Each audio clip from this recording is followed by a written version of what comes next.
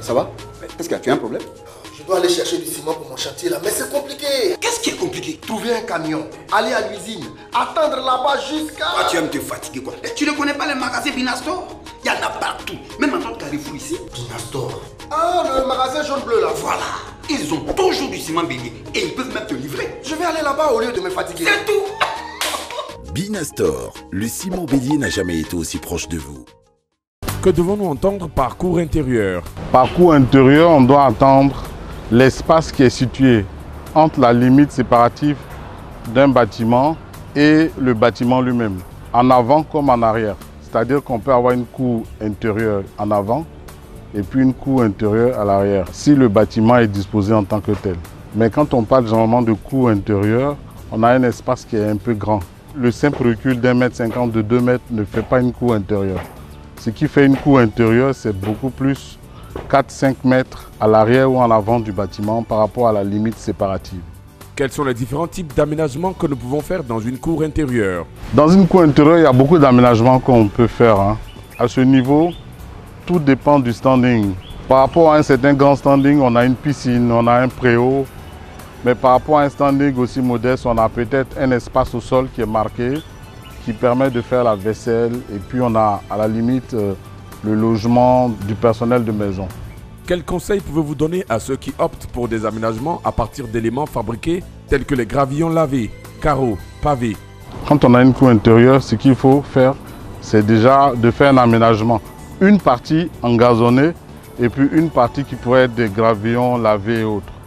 Pour la simple raison que quand il pleut, on a besoin d'avoir un espace qui absorbe l'eau.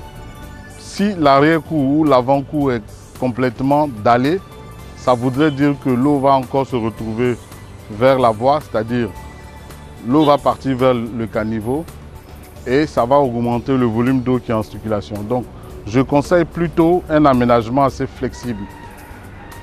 Engazonnement, donc utilisation d'arbres, si on peut, et puis peut-être au sol, faire un marquage au pavé, peut-être pour le véhicule, faire un marquage pour avoir un espace qui permette soit de faire un barbecue, de peut-être cuisiner.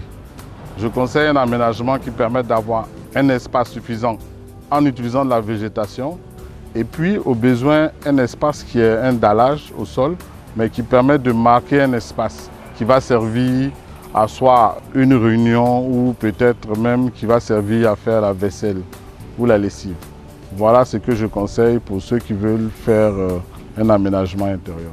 Quels sont les avantages à accorder une place importante à l'environnement dans l'aménagement de sa cour intérieure? Dans la cour intérieure, on doit avoir un aménagement paysager. Une bonne partie doit être engazonnée. Et cela joue deux rôles.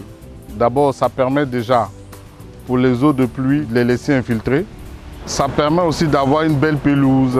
Et puis, de l'autre côté, avoir soit un préau ou des éléments qui sont en dur, qui ont un marquage au sol, un marquage en pavé ou en dallage pour peut-être à la limite recevoir des gens ou même organiser une réception où on a besoin d'un espace en dur.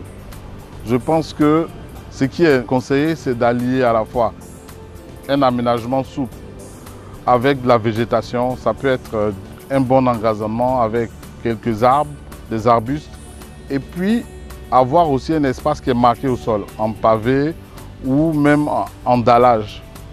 Donc avoir cet aménagement mixte pour donner un peu de primauté à l'environnement.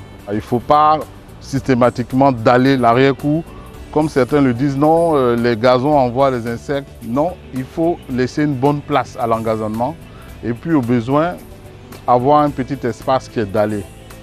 Chacun d'eux va jouer son rôle. L'espace dallé va jouer son rôle. L'espace qui est végétatif va aussi jouer son rôle. Donc c'est vraiment ce qui est conseillé pour aménager une cour intérieure.